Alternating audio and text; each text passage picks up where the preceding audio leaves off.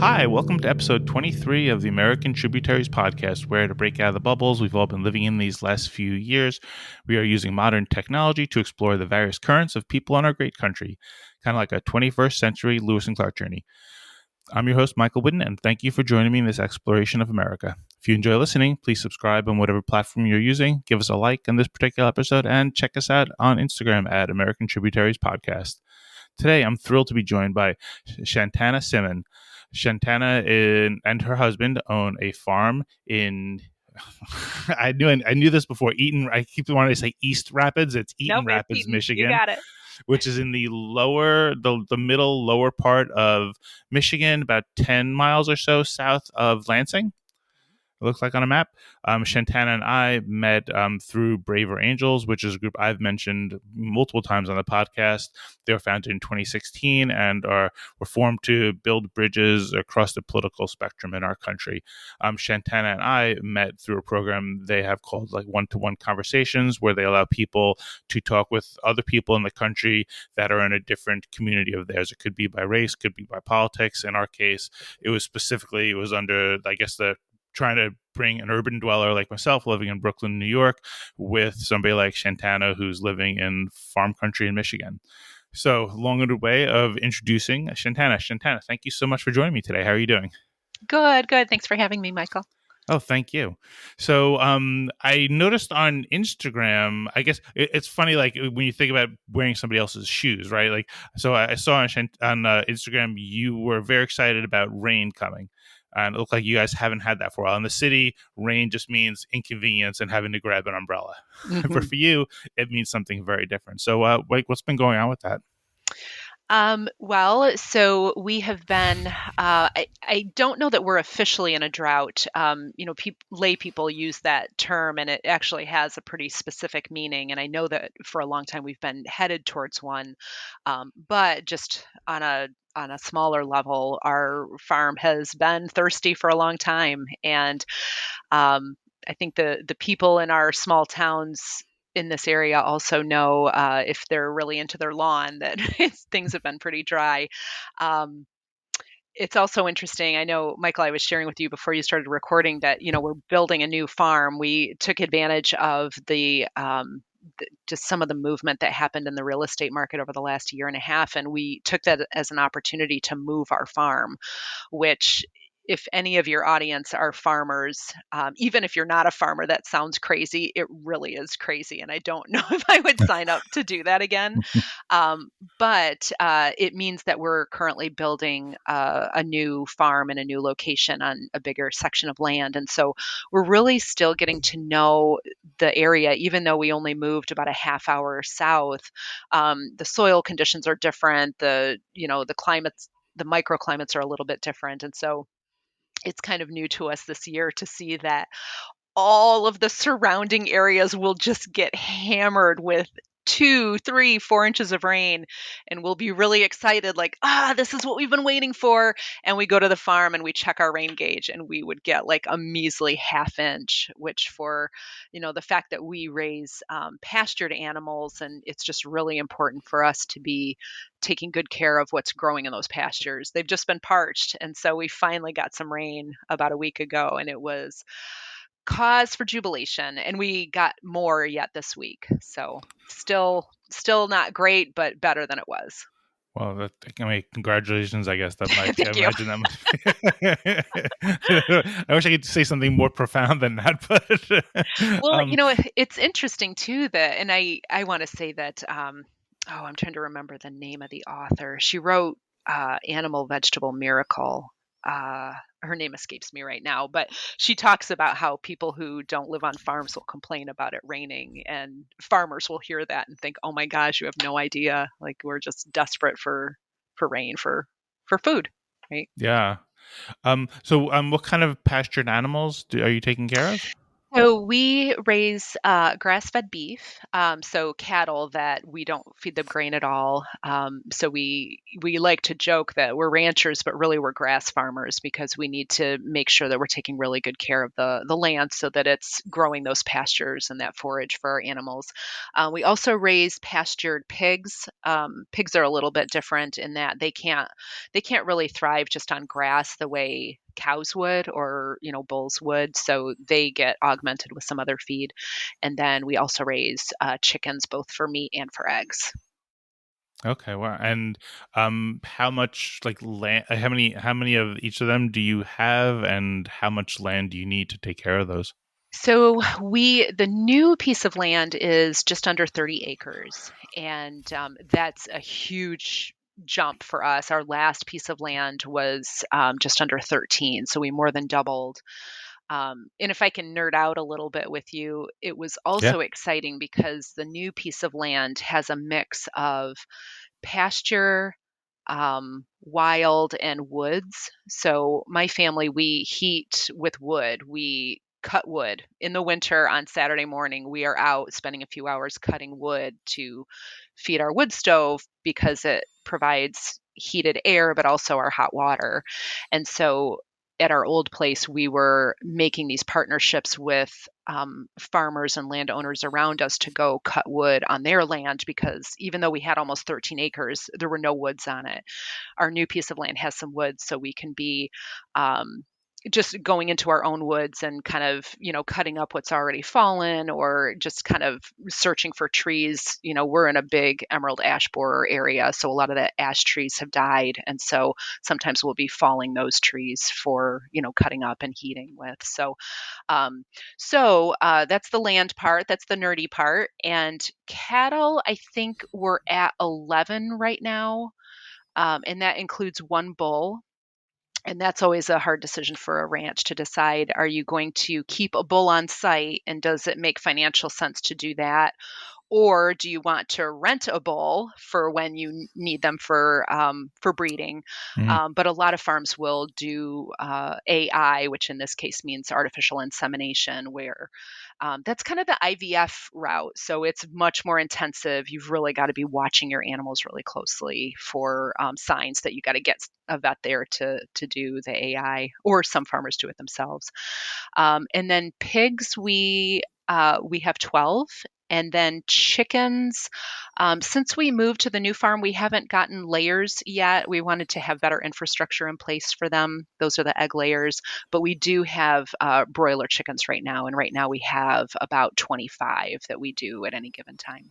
So Okay. small farm. We have day jobs. And what are you doing during the day?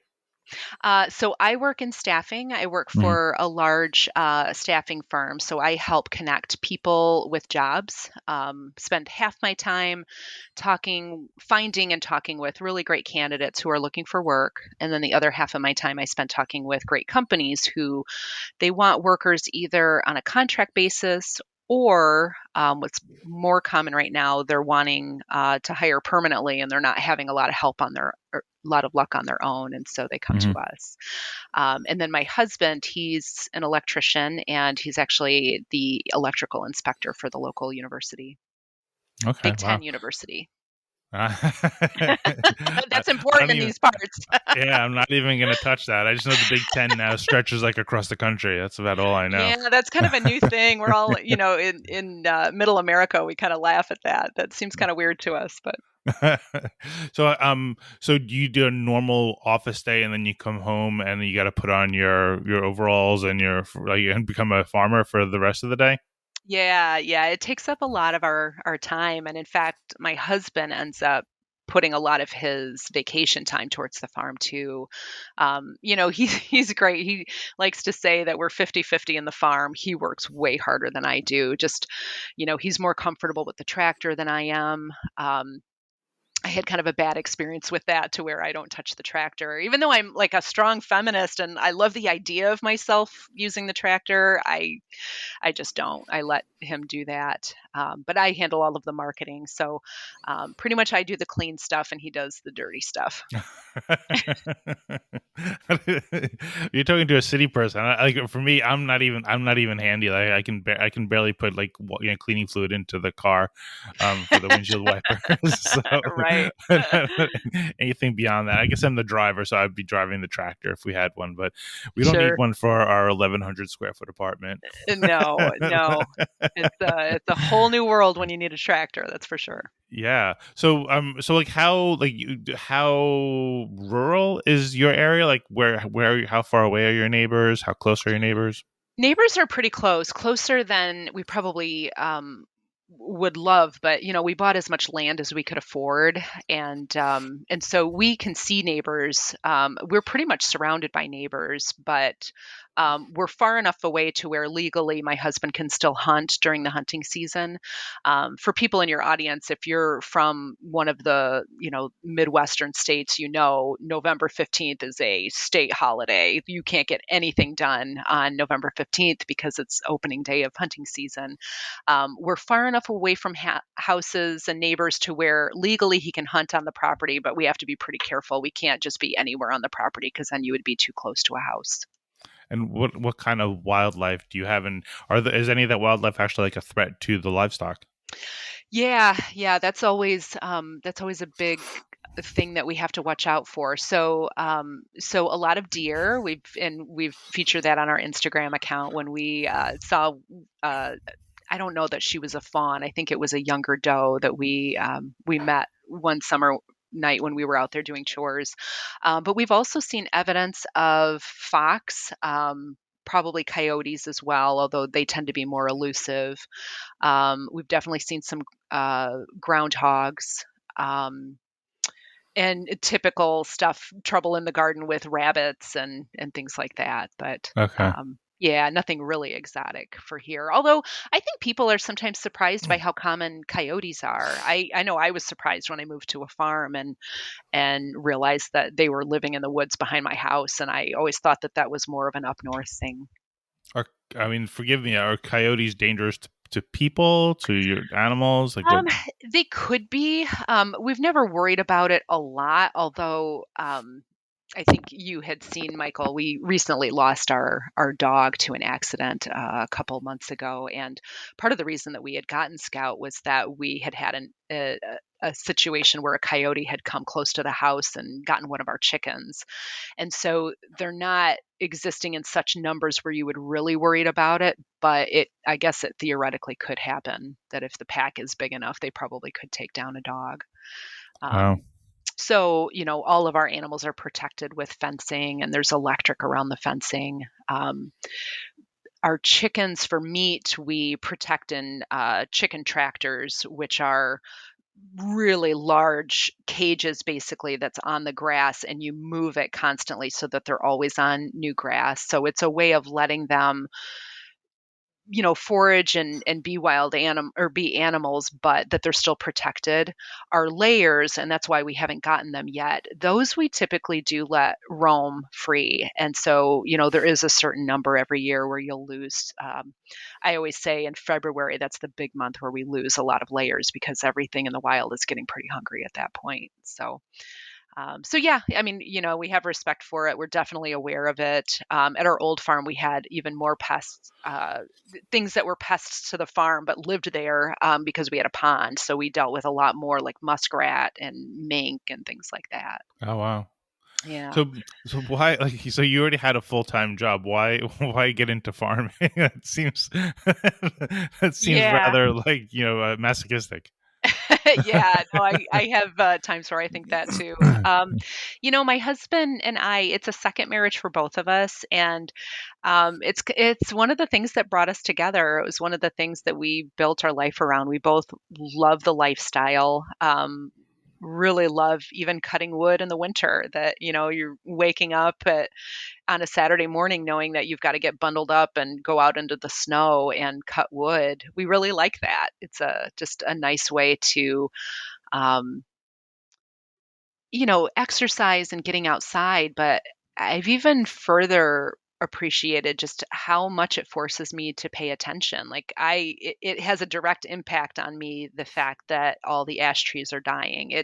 It's produced an abundance of wood, but it also means that, you're aware of the loss that comes from, there not being ash trees.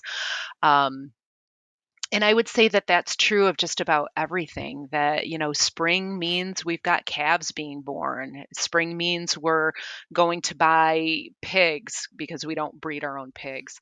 And you're trying to do that early enough so that they're ready for butcher before it gets too cold. But you're also trying to not do it so early that you're competing with the 4-H kids because they're trying to buy, pigs as well. And so I don't know, it just ties you to the whole community, both human and animal and plant. With this new property, we're just more aware of water, like wetlands. We don't have a pond that we would swim in. It's not a man-made wet area, but we have swamp in the back of our woods, and just trying to balance the concerns with our animals, but making sure that the animals aren't ruining that wetland for everything else that lives there. It's a lot to keep track of, but it really just places us in the humble position that we want to be in and makes us aware of the stuff we want to be aware of. So, I don't talk about like politics or news on the podcast because there's so many other people doing that for better or worse. But one of the things that struck me in like the conversations that I've been trying to have and like the connections that I've been trying to make like beyond New York is like what I find is like there's the caricature that a New York City person who typically votes Democrat would have of like rural America is they vote very differently, and therefore if they vote for the Republicans they also don't care about the environment. And what Mm, I find is that anytime I'm talking to people who live in rural America, and it's not a lot but I'm trying to add to that, there is a far more palpable connection with the environment and with nature yeah. than anybody who would say that they're like an environmentalist and care about this actually have. So what I was wondering is, am I misreading this, or is that being so misunderstood, or how do you reconcile like why I have that perception and many others might have that perception versus the reality that may be different? No, I think that's really, really astute. And so this is probably a good time for me to mention, as you're aware, I'm in a politically mixed marriage. We were much more polarized when we first got married.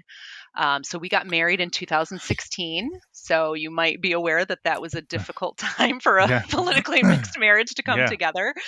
And it was so interesting to see that my husband and I, we would have the best conversations when it was just the two of us talking. And every time there would be a part of the conversation where each of us would at a different point say, I'm going to tell you my opinion about this, but if you ever quote me as saying this, I will call you a dirty liar. That there are nuances that each of us knew that when we were then going back to our tribe, you kind of had to sand those down and paint with a broader stroke. And so one of those is the environment. And it has been interesting to me because I always took your opinion of how the right looks at the environment. And especially with some of the business interests, it can seem like that side is pretty ham handed. But running a farm with my husband, especially one where we don't just put animals in a pen and then dump a bunch of feed that we brought in from somewhere else. Like we have to grow it in place. So we have to make sure that system is protected and encouraged. And it's just this very loving, sensitive. I mean, my husband's a man who he sometimes teases me that early in our dating relationship, he had me going for a little while when he told me that to dispose of batteries, he would bury them. And he had me going on that, and it was later he revealed, like, "No, I'm just yanking your chain. We don't bury batteries." But the fact that I believed that I heard him say that, and I was like, "Oh my god, you can't do that." But the punchline is that we've had other circumstances where I remember on the old farm where we were we were dismantling a really old shed that was a hazard at that point, and it was infested with rodents, and like it was just horrible. No, nobody ever wanted to go in there. And so we were dismantling it. And I was saying to my husband, I don't want to deal with the difficulty of dismantling this and properly disposing of it. Can we just burn it? And I seem to recall it was a specific part of the shed. And he kind of looked at me and he said, no, it's bad for the environment to burn that. And I felt kind of chastened, like, here I am thinking that I'm schooling him on, oh, you don't care about the environment, that there were things that I wanted to do for expediency that he had knowledge of, especially since he used to be a volunteer firefighter, that he knew that you couldn't do that the gases it gave off were really bad for the environment. And so, um, it's very interesting to me to see the places where we overlap and the places that we don't, and that I just can't come into my marriage thinking I've got the monopoly on environmental protection, because that just hasn't been true. I would say that my husband, being more right wing, he's definitely more pragmatic about environmental trade-offs. But then the other side on my end is that I can sometimes be so romantic that I can end up doing damage. I mean, I think if you had asked Shantana 5 years ago if I would have felt okay about harvesting wood out of woods on my property, I would have said, no, I just want to leave it alone. I don't want to bother it. Well, now it's a fire hazard. So if we don't kind of mindfully pull that out, there's a decent chance that there will be some fire that starts back there, and now it's just gonna run rampant. And so, Hmm. it's been really interesting for both of us. I think we both have been able to see the places where the other side or the other tribe has some truth that maybe we've missed. And when it's just my husband and I having a quiet conversation that's not in public, we can acknowledge that. But it's always interesting at Christmas when we're with each other's families. Like, we tend to then trench in a little bit more easily. So we're Maybe still you should humans. get like a handle on Instagram, and you can have some some Instagram wars, and the way Yeah. it's really done. Yeah. So when we first got married, I had started I think it was a Twitter account. I didn't do it for very long, but it was called Married to a Republican. And it was me just sharing like the weird, culturally shocking things that would come up being married to somebody who was so culturally different from me. And so, yeah, sometimes those jokes do write themselves. Well, yeah, I guess like to me, what I've found is like the more I just came back, like, so I started a company. I don't know if I've talked about it on the podcast before, but I started a company called American Tributaries Travel, and I want to get kids from New York City, from the New York City area, to get out to different parts of the country, because there's lots of opportunities to travel abroad, but there's no opportunities really to travel within the country other than to like the big tourist cities. So I chose as my first destination South Carolina. So for like 10 days total and 8 days on the ground, we're meeting different people than we normally run into in New York City, and in almost every case the expectation was different than the reality. Yeah. um and I don't know that that's always the case, but I just find that, like, I mean, almost the rule of thumb should be whatever your expectation is, that's not going to be how it is. So with that in mind, you shouldn't be hesitant about talking to people that you may perceive as different. And I think that we've certainly come a long way, like with regards to like racism. But I Mhm. think that a generation or two ago, a lot of the hesitation or the hate or the ignorance was really based on kind of in projecting onto people a certain set of values and behaviors. And I think that I guess that stereotyping has kind of moved from maybe race a bit to politics, which I think is Mhm. where we stand now. And I think that in some respect, it's great that our country is kind of addressing this, or at least try to become more aware of it, because it wasn't good for race, and it was not, or any other way you want to slice and dice people, but it's certainly not good for politics either. So like Yeah. how and you and your husband kind of been able to keep a marriage going, and it sounds like kind of not to say peacefully coexist, but like continue your partnership in this Yeah, world. and I would say that we've each been made stronger too. Like, he's really pointed out some places politically where I've changed my mind. And, sometimes because of the life that we live together, because I didn't live on a farm before I married him. Um, Yeah, I think back to there's a person who's involved in Braver Angels. I'm sure you're familiar with Monica Guzman. She just wrote a book called I Never Thought of It That Way. And my book group is actually reading that book right now. And she has a quote that I always remember where she says, I believe in a TED talk, she says, any group of people who are underrepresented in your life, they're going to be overrepresented in your imagination. That the more you aren't interacting with them, it's almost like the human brain has to fill in the details with these cartoon characters. And the sad part is that the media right now is really happy to deliver what that cartoon looks like. And for me to be married to a man who voted about as differently from me as you could, to see that he had the same concerns that I had. Sometimes he put them in a different order. Um, but there's just hardly ever any situation, even on the issues that we are the most far apart on. There's never a time where I can't understand where he's coming from. I usually think he's willing to make different trade-offs than I'm willing to make, but I never look at him and think, "Oh my gosh, you're just bonkers." I can't even get a foothold on that value. It's just never happened. Never. Yeah.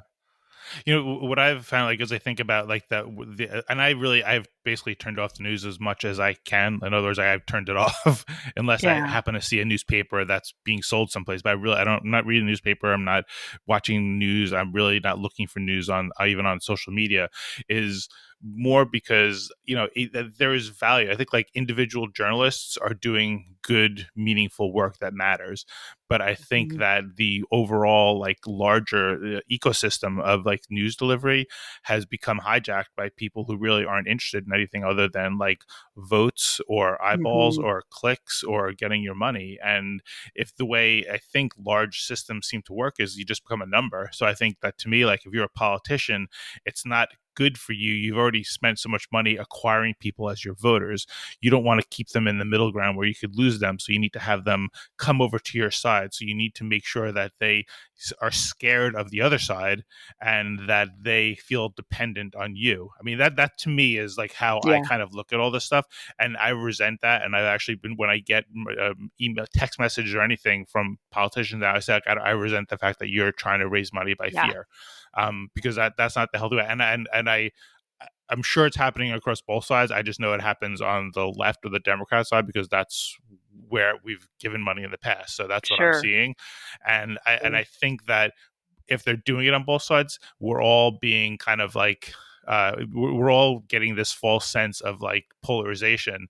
And to me, Mhm. in some respect, like even like the Braver Angels message, to me, almost acknowledges almost a false reality. I don't believe that we're nearly as polarized as we are told to be. I think there are just bigger powers out there, and I don't say this as a conspiracy. It's just more like the incentive structure The incentive. as is now kind of set up with social media and technology is just about keeping people scared. That's it's Yeah. there's value in doing that. There's no, and I don't, and that's why I create this podcast, is because I want to do at least my little part to say, hey, I'm just trying to talk to people and see what life is like, and to Yeah. actually meet some real people. And it's a small sub, collection of people, but it's more than we'd have otherwise.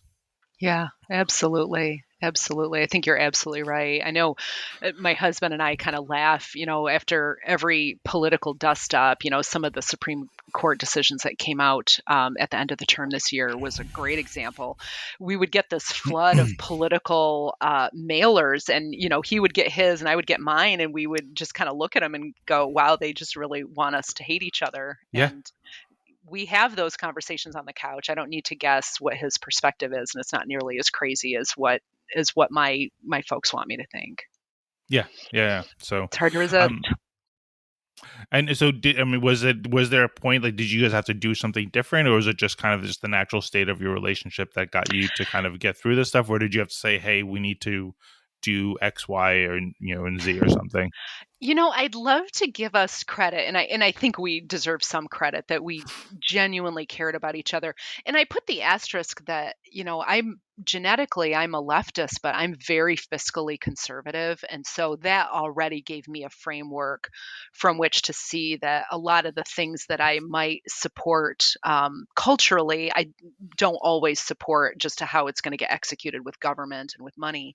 So that made it a little bit easier. But frankly, I feel like the political leadership just got so crazy that it you just couldn't deny it. I mean, like I just for me to if I'm going to hitch my cart to the horse of the politicians that I am going to vote for, they're demanding that I defend crazier and crazier things. And so eventually it just got to be, and my husband had the same situation where we just would laugh, where it's like, I can't keep a straight face and defend this. It sounds so ridiculous. So Yeah. I don't know. That term politically homeless, I mean, it really has made so many Americans politically homeless, but at least in my marriage, it's meant we can have freer conversations because, frankly, at this point, our boat is so far away from those docks on either side that we can just have more moderate conversations. And I think that's true for most people. Yeah, no, I totally. I mean, from my conversations, like just around New York City, I feel like I would say like 98% of the people that I talk to, they're tired of what the environment, and then not just like, Yeah. oh, I'm tired of being scared, but they're tired of being made to feel scared, and I think they're looking more for an outlet or something to kind of like, I guess, change how we're all interacting, and I think that's in the end it's a good, um, it's we're better that way. I mean, I think we're Yeah. heading in the right direction if you sense that, and hopefully we I continue to hope go that so. direction. I hope so. I mean, the hope is that I keep hoping that one side or the other will see an opportunity to be the adults in the room. It'll be theirs for the taking, right? Because people are desperate for it. But right now, it just seems like each one is in this arms race to see who can be crazier. I'm hoping someone will realize, man, there is a very um, noble career to be made if you're going to be the person who stands in the middle and says, let's can the adults please come and let's make decisions. Let's let them do whatever they're going to do, but the adults need to make some decisions. Yeah, I think to me there's almost more. It's almost like there's, from a crass, like just kind of opportunistic standpoint, I think there's so much hunger for that. That I mean, there's so much demand for that, and so little supply that I mean, frankly, you don't even have to be that. I mean, you don't have to be that sincere about it. But I think if you are sincere, you really could kind of just change everything. And I think it's a good thing. I think that the internet has forced us to go from, and I've said this before on the podcast, but like from dealing with a tribe of 200 people, 300 people, to now we have to deal with a tribe of 300 million people, and that's a Yeah. lot of different viewpoints, but that's our challenge, and I think we have successfully overcome the challenges of that in the past. We had to, the 1950s, 1960s, and all the turmoil with desegregation was a hard, scary time for a lot of people, and we got through that. And most areas of the country, while not perfect, are wholly different than they were then. And I Hmm. think this is the next challenge. And I think if technology accelerates things, it can also accelerate good. It can Hmm. accelerate understanding, and it can accelerate, depolarization of the environment. Not necessarily Yeah. each of us, but of the environment and the media environment that at this point at least still encourages us to, overreact to every single thing that pops up. One of the things too that I think is difficult but necessary and something that's safe for my husband and I to do, and it's just the two of us, we're not afraid to talk openly when we think our side really has it wrong. And I just think that can't be overemphasized that I've been in that situation, right? Where you're at a dinner party and you're walking around carrying your opinion about, you've got a more moderate opinion about someone, but you have, or I'm sorry, about an issue, but you have this natural affinity towards one side over the other, even if you think they're both being crazy. I have one side that's easier for myself to defend because I understand their incentives and their motivations better. I've hesitated for so long to call out when I think they've got it wrong. And it's just recently that I've started to say, you know what? I think I need to be less afraid of losing face by in a conversation with someone who I know disagrees with me. I've started to say, look, I don't think my side has it right. Here's what they're thinking. Here's what the goal is. Here's where I think they're getting it wrong. And here's where I'm going to defend that ideal, but I don't think they're executing it well. And when you're willing to do that, most people will then see that they can be a little more sharing and open as well. I've found that some of my most uh, passionate friends who feel differently about political matters than I do, as long as someone's willing to do that first, they will usually do it as well. Like you'll still get some people who they'll just go down with a sinking ship, and I don't know if you can help with that situation.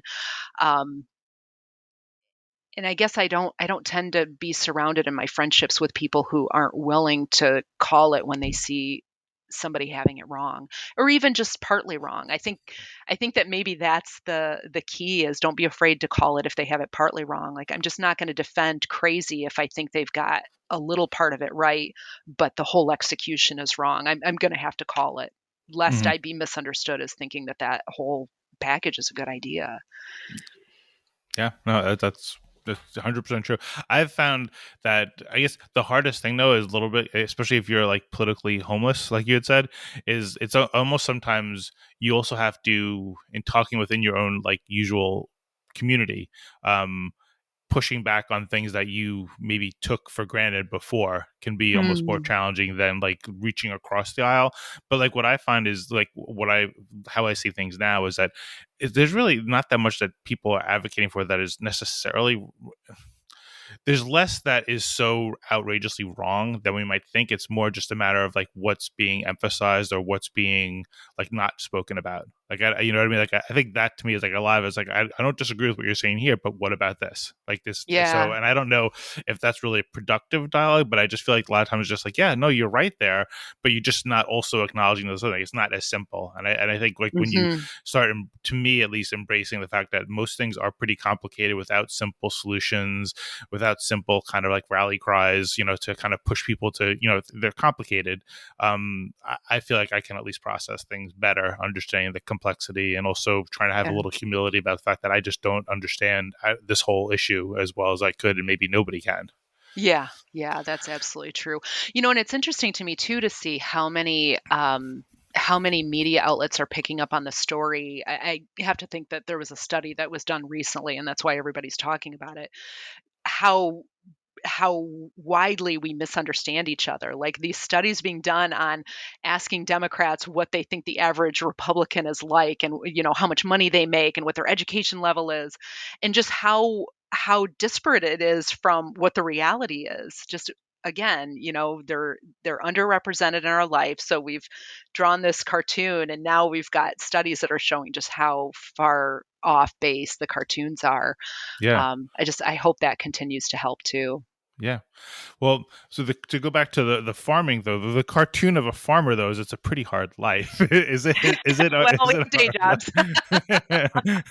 Is there aspiration for you to guys have to be full time farmers at some point, or is this kind of Um, always gonna be something that keeps you I busy? think it's always going to be something that is just part of our life. My husband and I were in our mid 40s, so there's also the hope that maybe we could retire early, and that would be what we're dedicating our time to. But um, there's not an expectation that we would be able to make a living just doing that. I mean, we live on 30 acres, and that's a whole two beer conversation on just how difficult it is for farmers to carve out, a living. Most farms at this point have at least one partner who's got an off farm job, Hmm. which that wasn't true a generation ago. So yeah, it's definitely a hobby farm. But then you've got this huge responsibility to make sure that you're pricing things not to drive out of business the people who are trying to make a full-time living at it. I mean, Hmm. it's a hobby for us. So, we basically work for free and try to make sure we're not losing money, but there are Right. people who we need to make sure we're not undercutting them too. Right.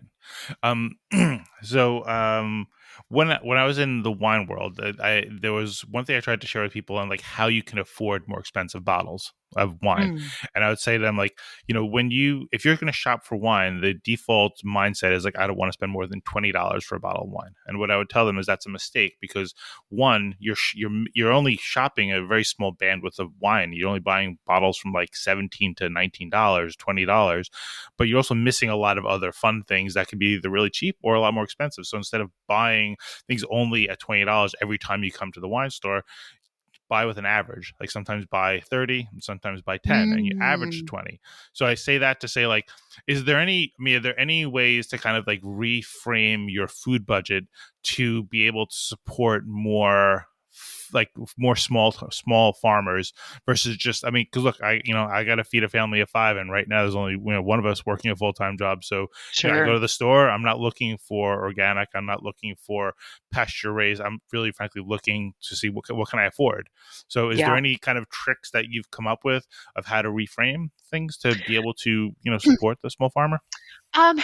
We don't because we're such a small farm. I mean, frankly, we sell out every year, so we're not often in the position where we're trying to convince someone that they can afford. I mean, we are more expensive, although frankly, as the cost of meat goes up, my husband and I were just having the conversation of we may need to revisit our pricing because it's so hard for us to keep going at the prices that we're setting, and increasingly we're not more expensive than the big chains, so we just haven't raised prices as quickly as some of the national players.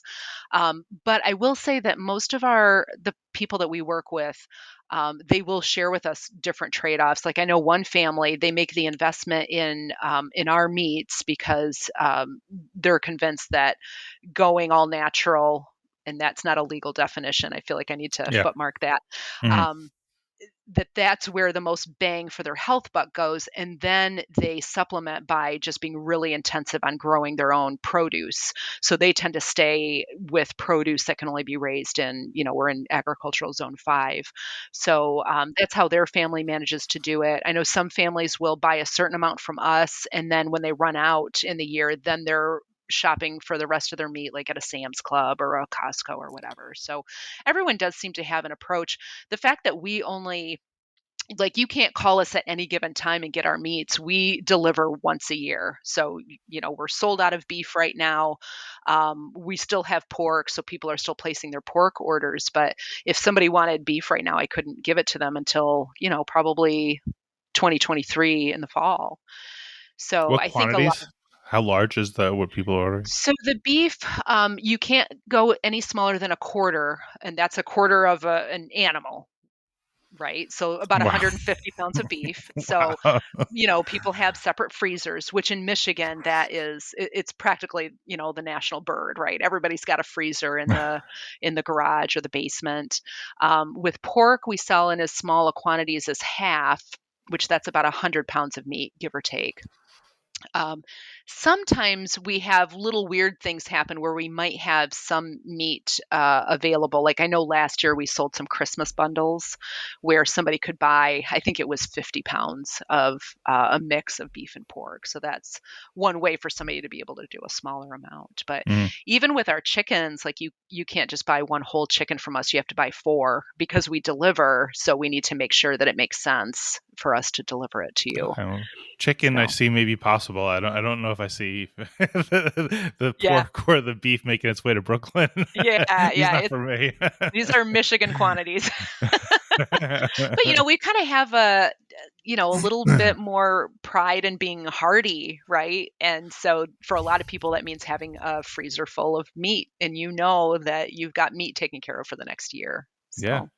So What's like, so I mean, there you have cattle in Michigan, there's meat cattle like all over the country. Is there a different taste for what your beef product it comes from for your beef product compared to other areas, and like why would that be if there is? yeah, so because our cattle, they only eat grasses, and for half of the year, it's grasses that we grow on our property, and even in the half of the year where they're eating hay, which is basically dried grass, right? That's what hay is. That's going to be grown on a neighboring property. So all the stuff they eat is really coming from within 10 miles of where we live. And so, that's something that we have to pay attention to. There's certain plants that, and my husband's way more knowledgeable on this, certain plants that you watch out for to make sure that they're not volunteering to grow in your pasture because they can produce off flavors in the meat.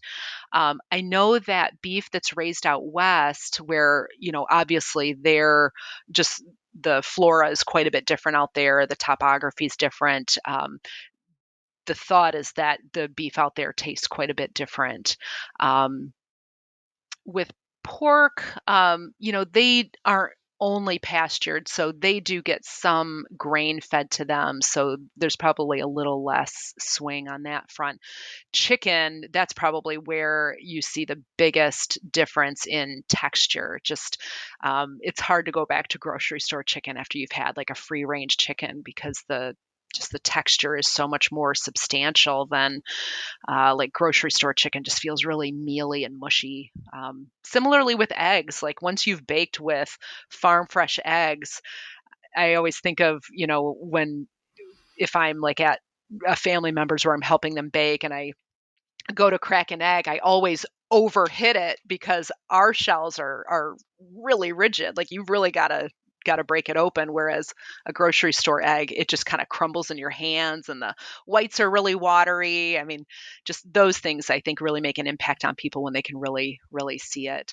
But as far as flavor, we've never had customers complain about the flavor. I mean, the thought is that grass-fed beef does taste different, but we've had it for so long that I, it's hard for us to go to a restaurant and order beef. Like my husband just won't order a steak in a restaurant anymore because now he's kind of become a snob about it. Wow. Yeah. And is that a texture thing too, or is it just like a taste thing, like more fuller taste or just Yeah. different taste? My husband describes it as beefier, like it's just like beef with the volume turned up, and I would say Hmm. that that's pretty right on. But my husband's a hunter. We eat venison too, which a lot of folks feel that has a distinct game flavor to it, and um, it could just be that our customers are open to a wider variety of flavors, and it's just never come up as an issue. Hmm. So why livestock instead of like vegetables or something like that or fruit? Well, that's a really good question. So the first farm that we moved from last year, the soil quality was very heavy. It's very clay.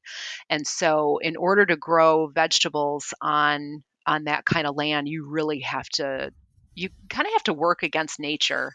You're going to have to buy a lot more machinery. You're going to have to buy a lot more fertilizer and inputs, and just really kind of overcome the natural dirt that was there. And so in working with that, we went the grass fed option. And then we've just carried it to the new farm where actually before we bought it, the farmer had what you would call cash crops, which is what you're describing. There were soybeans in it when we bought it. And so now we're taking it away from soybeans and converting it into pasture, which we won't be tilling it up every year. Um, it's kind of a personal preference of mine. I prefer to work with what the land wants to do more perennials instead of just constantly beating it back. I certainly know plenty of farmers who do cash crops, and especially those that are doing it organically. And I think they probably have more knowledge than I have of how to work with the land. But we were so limited by the fact that we didn't want to quit our day job, so we're limited in how much equipment we want to buy and store, um, and I think in the early days where my husband and I were deciding to buy a farm, we knew that we could only do a small amount, so we wanted to make sure that it was a premium enough product that it would make sense. I mean, you could farm 30 acres into corn if you want, but corn prices are so low that it's just not going to make any sense. I mean, those conventional farmers, the way they have to keep compelling that decision is to keep making more and more, growing more and more. And we're not in a position to do that. We've got our 30 acres, and so we're going to do the best that we can with it. And but it forces us to be more creative too. Like one of the things that we're going to be experimenting with more this fall, once the house is built. There's a lot of folks who seek out soaps that are made from lard and tallow, the fats that come off our meats. And, that's very old fashioned. It might be kind of gross to people who are used to modern soaps, but if you have certain skin conditions, that can be a real blessing. So just the creativity of finding like, what is our farm making a lot of that is going to waste, and how can we make it into something that would be really helpful to people, and respect the land and respect the animals that live there and make sure we're not wasting anything. Yeah. We're not quite there yet, but we're definitely excited about it. There's a term that a friend of mine told me that it's called the quinto cuarto, which means like the fifth fourth. And he brought this up when I was talking about how like in Italy, in Barolo, which is our area famous for its wine, like one of my all time favorite like wine and food pairing was this dish called finanziera, it's an offal stew. So you get like the Oh yeah, coxcomb from the rooster, and you get like testicles and brain sure. and sweetbread, and it was miraculous with the wine. But it also was telling about like the kind of like the actual like native people in Barolo. There's this kind of association when you hear about these like famous wine regions, like you think, oh, they must be rich and aristocratic, but it was like these people really were like peasants, because they were giving all the best meats, they were Yeah, selling it, and they get stuck with, like when my friend was said, like quinto cuarto means like the fifth fourth, like everything else goes, and we're gonna get stuck with whatever else is left because you've got to use every part of the animal. yeah, yeah, So you get all the other absolutely. parts because that's the least marketable. Yeah, absolutely. It's funny you bring that up because that's one of our goals for probably the next year or so, is to figure out how to be using more of those organ meats, because I grew up as a city kid. Like, oh God, liver. I've had it before. It's so gross. I mean, we're just trying to learn more ways of making better use of more and more of the animal. And, fortunately, the culinary arts are just exploding with that kind of information. All of these Yeah. chefs are trying to introduce modern audiences to sweetbreads and brains and things like that. These are traditional foods. I mean, the cultures that still eat that stuff, they tend to be healthier. So there's just every reason in the world to do it. Yeah, it's also just diversity. I think there's human nature, for better or worse, that people are always looking for like kind of like the easier way to do things. Hmm. And like really, I mean, like there's no diet. I think, to me, I don't believe there's any magic diet. And certainly have way more than I should. So I certainly don't have the answer for like how you should best maintain your health. But it seems like every month, every year, there's like a new diet that says you should do this or do that, or there's something unhealthy about this or that. And I think it's really just about like diversity. So Yeah. like to me, I try to make sure our family eats at least a little bit of pork, a little bit of meat, maybe some tofu one night, chicken, like just a little bit of everything. And I think if you Hmm. start looking at those other parts of the animals, you get even more diversity and you get more interesting foods. So you're not going to get tired of just the same old, same old. Yeah. Yeah, So absolutely. I hope you guys can trailblaze that way, because we need more Finanziera in the world. Well, I might be coming to you for some suggestions, but there's some cookbooks Absolutely. out there that, but as somebody who grew up not eating it, just even getting over that first hump of, oh gosh, I'm going to have to take it out of the package. I'm going to have to touch it. I'm going to have to know what it looked like before I Yeah. hopefully converted it into something delicious. Yeah.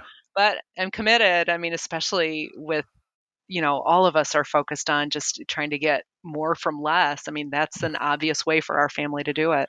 Yeah, yeah, for sure. Yeah, and the other thing I've noticed from the wine world was like there's what I mean, really, like wine depends on grape farmers, right? And what Right. the wine world has done is they've kind of learned how to market an agricultural product so successfully that you can sell a Yeah. bottle of wine for like $1,000 or tens of thousands of Right. dollars. And I think that for and like the average consumer's perception, just like speaking as like, somebody in the city, is like you go to the store and you're buying corn or you're buying a tomato.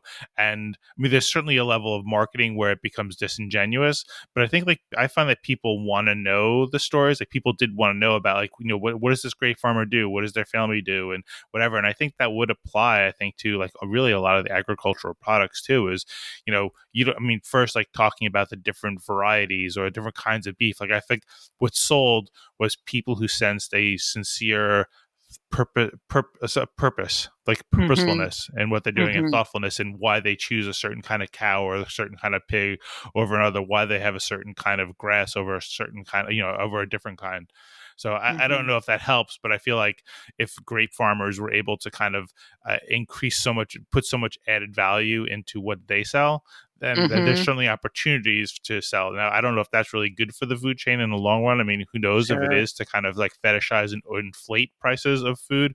But I do think that, it seems that for too long, like the family farmer doesn't really get, I mean, it seems to be more of a, like you're living kind of hand to mouth versus Yeah. like being able to live comfortably. And that certainly isn't a Yeah. sustainable for the country, much less for the individual, families that are trying to do it. Well, and a lot of supplementation from the taxpayer as well. I mean, we're Right. too small to really benefit from that. And I say benefit. I'm sure that feels conflicting for larger farms that have to Yeah. take it. But yeah, I don't know. Yeah. It's all connected. Yeah. So I know you've got it going. I'd like to end the interviews, and I should have given you a heads up on this, but I think you'll be okay with it. But I like to ask people like, what gives them hope at the end of the day? What gives you hope at the end of the day? Uh, I think I think the answer that popped into my mind first, I have children, so that goes without saying, right? That's an inherently hopeful action for people to take. But I am very encouraged by how people seem to be rediscovering finding joy and gratitude in very everyday things. I know we love all to harangue, social media, but when I see how many people take to social media to take a poorly focused photo of a full moon and just, the elation that they feel in seeing it, they're so excited they want to share it with everybody. Same for the fireworks or, whatever it is. I'm very encouraged that people seem to be kind of shortening the tether that they keep their life on and just really paying closer attention to smaller things that, even 10 years ago wouldn't have really been worth mentioning. Yeah, yeah, finding beauty in everyday life in unexpected areas and expected areas, and Yeah. sharing it. Yeah. That's wonderful. Cool. All right. Well, thank you so much for making time to do this. I'm glad that we got to do that first connection, and it was a pretty important part of actually in my life was to have that initial conversation way back when. Yeah. So I thank you for that and for continuing the relationship. So thank Yeah. you. Me as well. Thank you, Michael. All right. Well, take care.